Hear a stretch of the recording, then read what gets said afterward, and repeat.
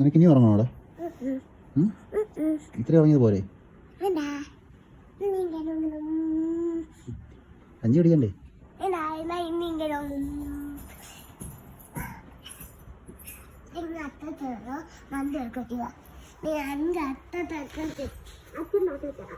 അന്തു മോനെ അച്ഛൻ്റെ അടുത്ത് കൊടുത്താ.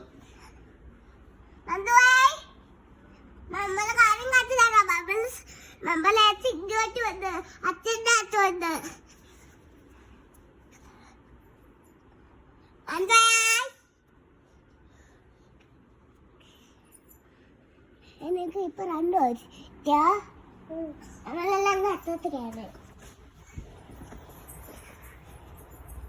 അവരുടെ അടുത്ത് കിടക്കാൻ എൻ്റെ അടുത്ത് കിടക്കാതെ കെട്ടിപ്പിടിക്കുന്നുണ്ട് അതിനെ.